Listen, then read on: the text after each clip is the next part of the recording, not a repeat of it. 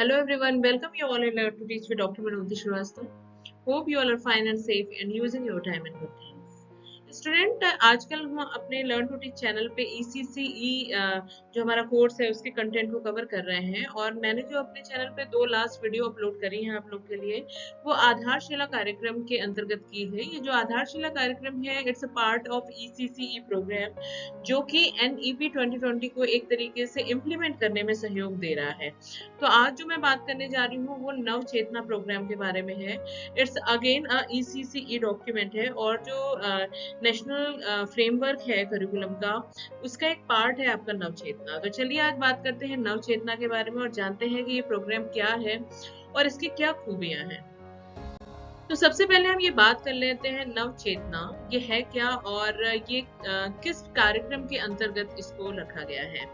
तो बात करते हैं जो NFESC 2024 है यानी कि जो नेशनल करिकुलम फ्रेमवर्क है आपका 2024 उसके अंतर्गत ये नवचेतना आता है। एक्टिविटी बेस्ड करिकुलम है फॉर पेरेंट्स एंड आंगनबाड़ीज यानी कि चिल्ड्रन सेंटर्स जो होते हैं एंड आशा वर्कर्स उन लोगों को ट्रेन करने के लिए जो कि ECCE के जो स्टूडेंट्स हैं उनको हैंडल करते हैं। तो at least they should know what is the Navchetna program और इसके अंतर्गत क्या क्या चीजें आती हैं। तो आशा वर्कर्स हो गए, आंगनबाड़ी वर्कर्स हो गए और जो पेरेंट्स हैं इस एज के उसको नवचेतना कार्यक्रम को हैंडल करते हैं। It emphasise that child journey begins from birth and extend up to the age of 3। ये कहता है कि जो बच्चा है उसकी जो जर्नी है वो जन्म से स्टार्ट हो जाती है और जो 3 इयर्स है तब तक उसको हम कहीं ना कहीं इस चीज में इन्वॉल्व करते जाते हैं। इट फॉलो NEP 2020 और ये NEP 2020 को ही फॉलो करता है और ये इस चीज पे भी फोकस करता है क्योंकि हमें पता है ECCE जो है वो ये इस चीज पे फोकस करता है कि जो शोध है वो कहते हैं कि एक बच्चे का जो ब्रेन है वो 75% डेवलप कर जाता है between the age of 0 to 6।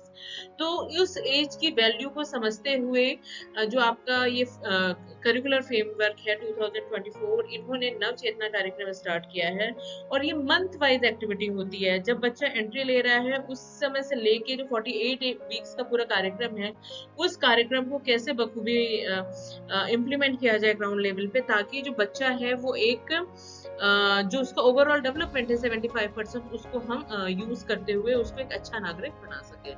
तो एक तरीके से ओवरऑल बच्चे को होलिस्टिक डेवलपमेंट में एक तरीके का ये बहुत ज्यादा इम्पोर्टेंट एज है जिसकी ये वैल्यू को समझता है और इसने इस कार्यक्रम को उस हिसाब से लॉन्च किया है।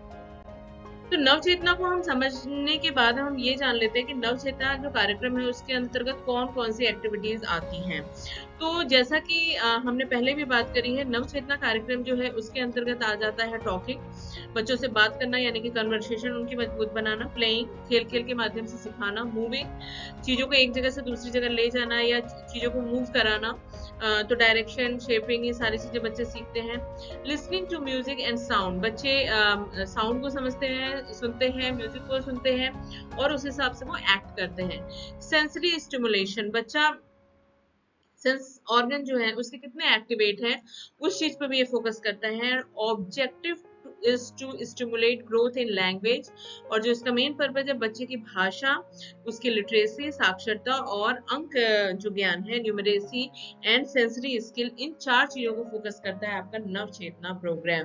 यानी कि बच्चे की भाषा मजबूत होगी, उसकी साक्षरता लिटरेसी मजबूत होगी, न्यूमरेसी यानी कि अंकों को समझता है, उसको रिकॉग्नाइज कर पाता है, उसको सही जगह प्रयोग करना सीखता है, एंड सेंसरी जो स्किल है टच हो गया, लिसनिंग हो गया, टेस्ट हो गया, मतलब किसी चीज को देख के उसको ऑब्जर्व करना, ये सारी चीजें बच्चा जो है वो समझना शुरू कर देता है। नवचेतना को समझने और इसके अंतर्गत आने वाली एक्टिविटी को समझने के बाद हम ये जान लेते हैं कि इस कार्यक्रम के अंतर्गत कार्य क्या हो रहा है। तो जो ये कार्यक्रम है नवचेतना कार्यक्रम इसको इम्प्लीमेंट करने के लिए, इसको फ्रूटफुल बनाने के लिए जितने भी हमारे 40 लाख आंगनबाड़ी हैं उनको प्रॉपर वे में ट्रेनिंग दी जा रही है। 14 लाख आंगनबाड़ी गिवन ट्रेनिंग उनको ट्रेनिंग दी जा रही है।